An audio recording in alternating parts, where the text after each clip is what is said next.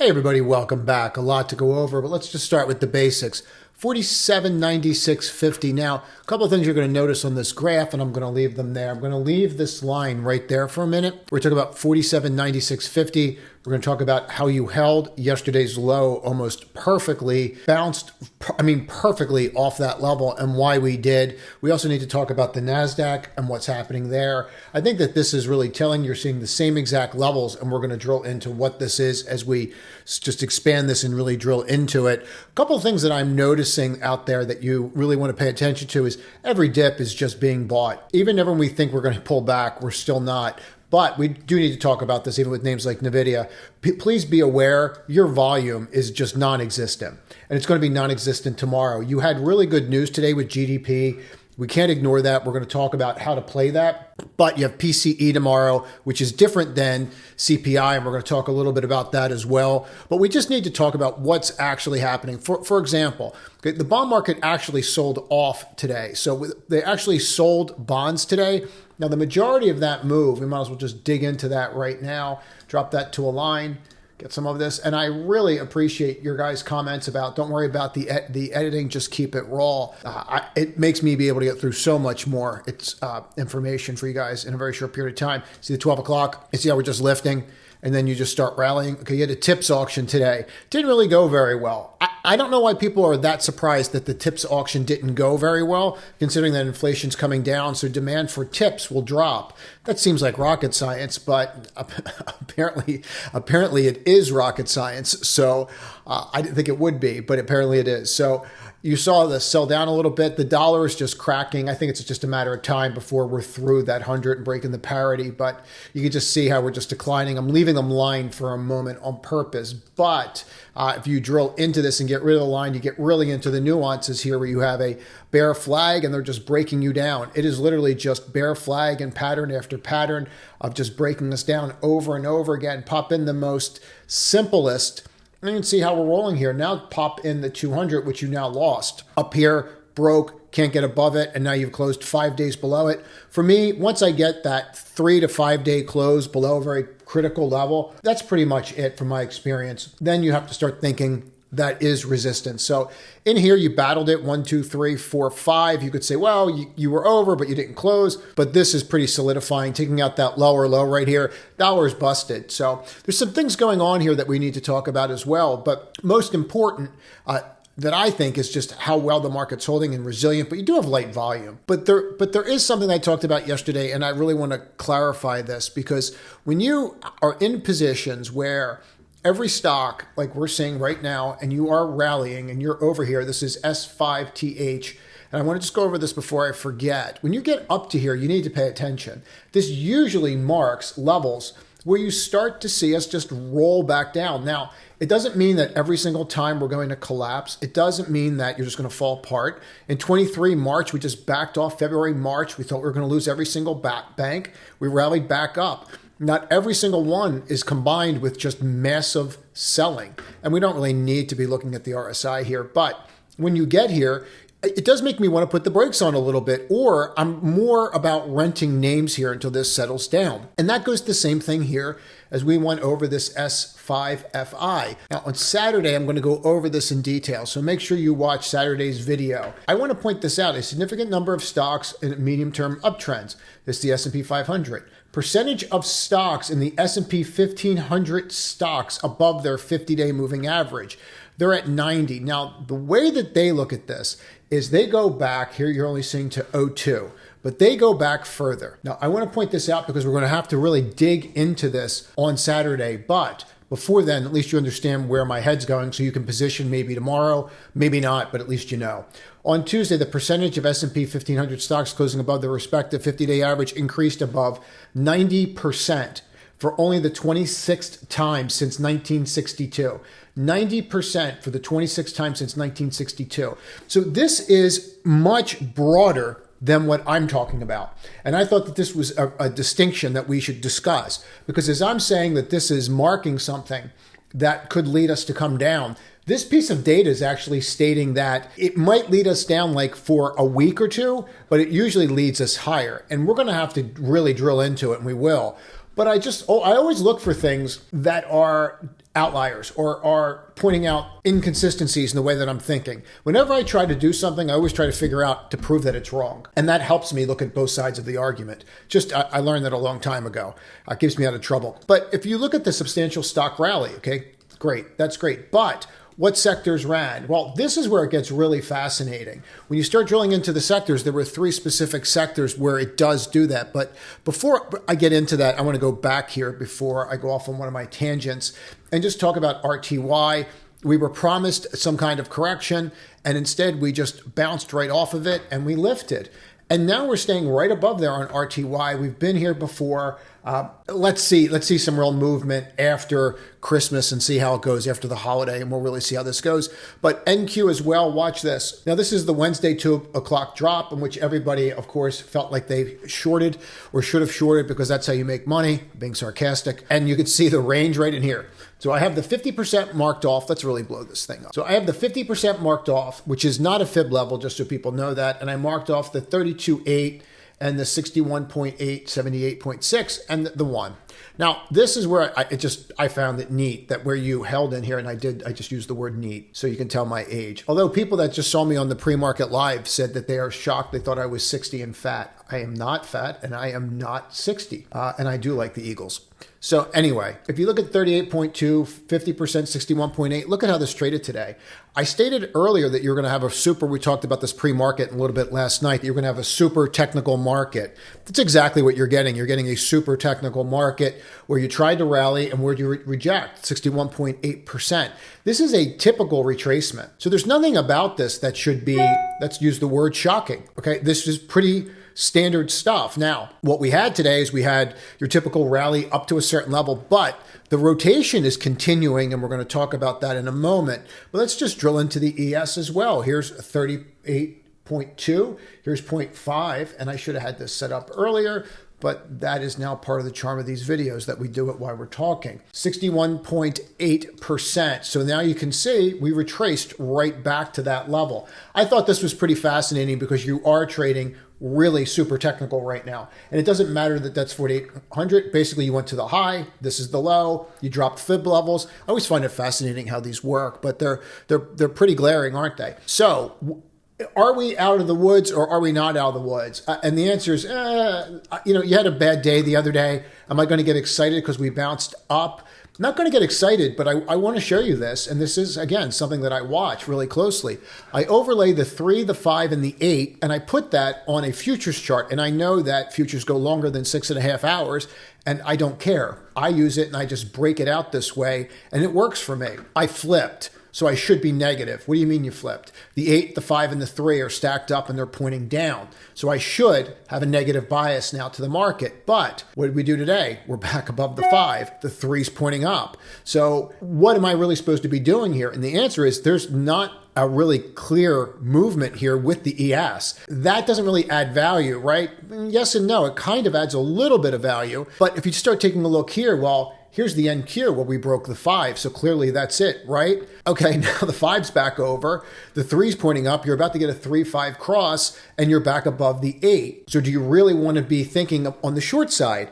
The answer is no. So are we just going to keep rotating and doing this for the rest of the year? I'm not sure yet. I do think based upon my readings and how I look at the market that we are in a position here where we are going to either flatline and rotate through the sectors or we're going to drop. I have not seen many times in my life, I'm just being candid, where the 200-day moving average gets to 75%. I just haven't seen it in my life where we've gotten over 75% and not had some kind of correction. I haven't seen it. And so I think there's some kind of pullback there. The question that really bodes is even with the 50% getting to 90, it is very rare if you go back through history that when you get to these levels that you don't have some kind of pullback, some semblance of a pullback. Now, you have a massive macro shift, and that might be leading it, and that might be why we're not seeing it. That is a possibility.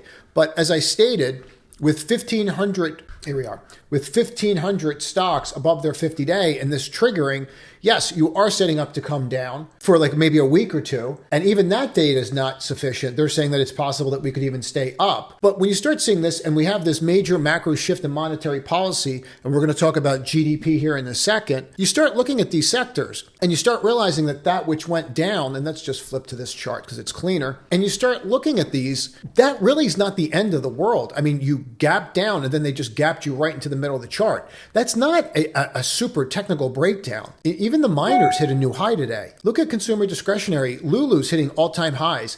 And that is one of the three sectors that when that S&P 1500, when this clicks, there's three sectors. That's one of them. XLY grossly outperforms when this triggers. This has only triggered 26 times since 1962. So XLY is pushing, Lulu's hitting all-time highs. Amazon looks like it's ready to rip people's faces off.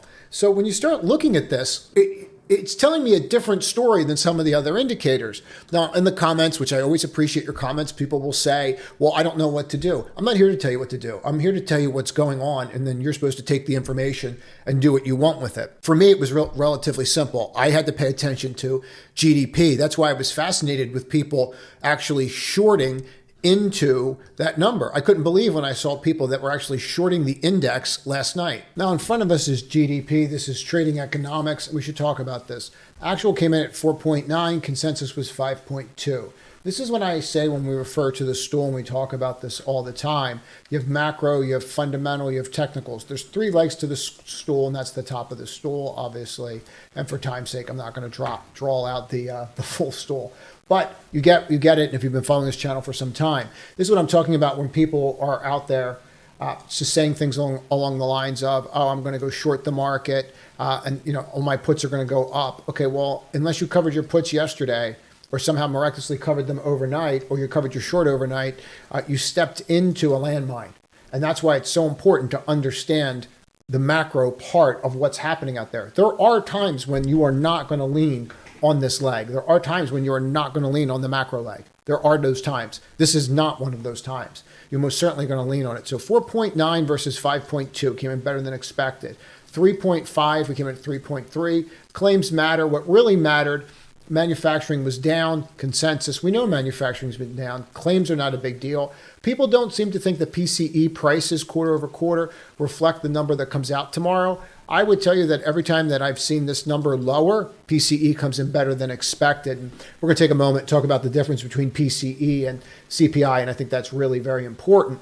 But also, if you take a look here and you see 3.7, 3.6 GDC sales final, so that came down. So everything came down, but business conditions are actually going up versus the previous, and people are going to look at that after the Empire State data for sure. And you can see overall prices paid are going up, which is good.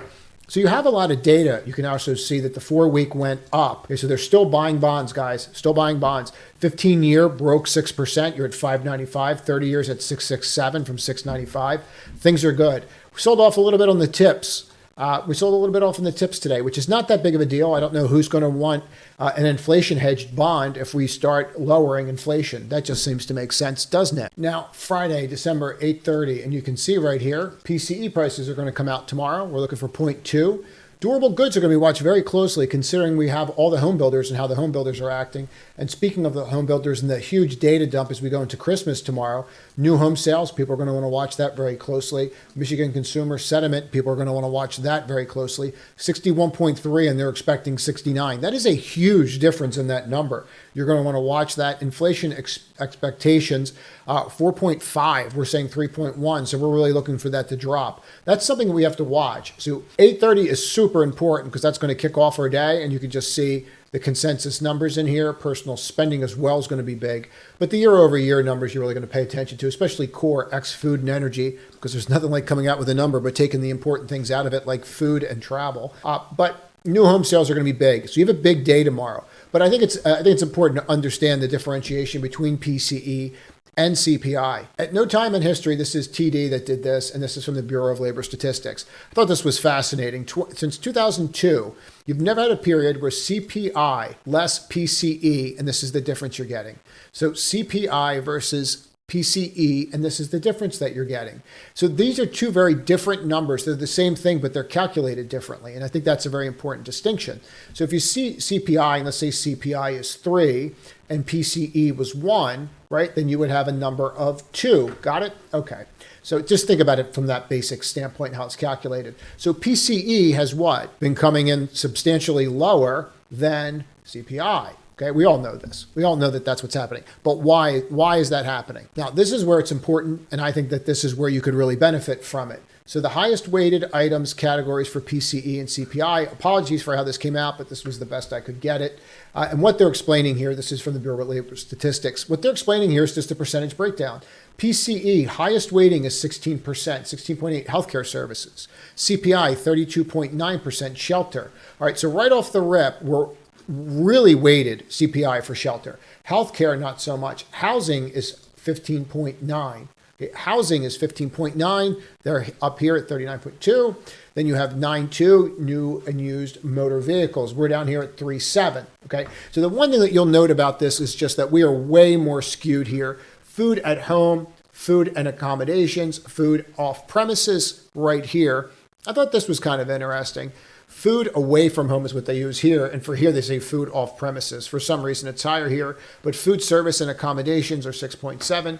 Pharmaceutical and medical products, 3.9. Motor vehicles and parts, 3.7. So they have a different way of breaking things out down here. But at the end of the day, healthcare services are the weighting, then housing. So unless you have a spike in healthcare services, you don't have to worry about PCE. It's not a big deal. Our financial services and insurance going up, they're 8.1%.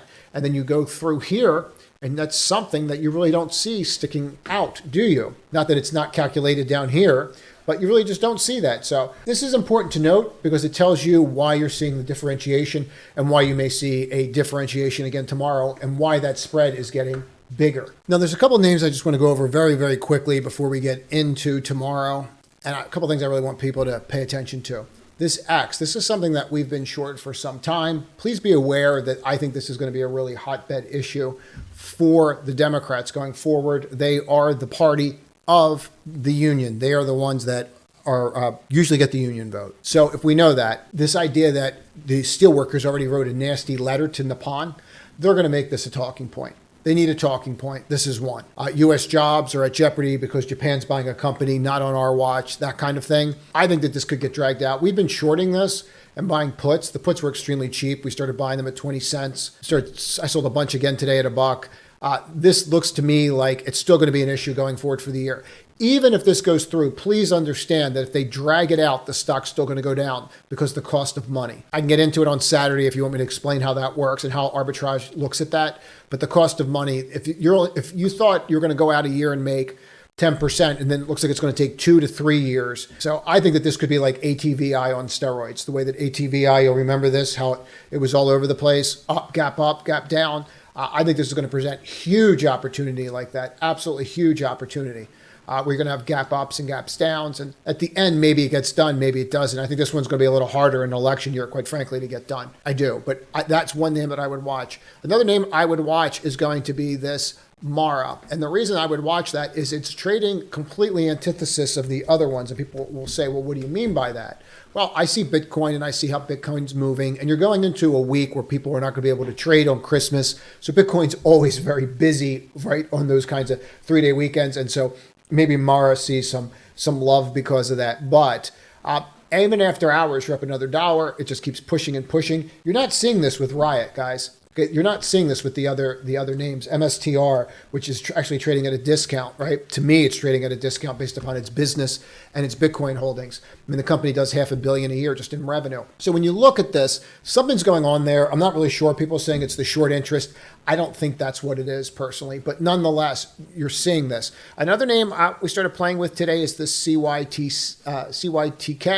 I am not someone that's going to be very versed in understanding what these drugs do. That's not my interest. My interest is the fact that I think that biotech is going to undergo massive buyers. And you're starting to see that with like the IMGNs of the world, and you're seeing more and more of these names push, right? And now you've got 2 people that are bidding on this drug.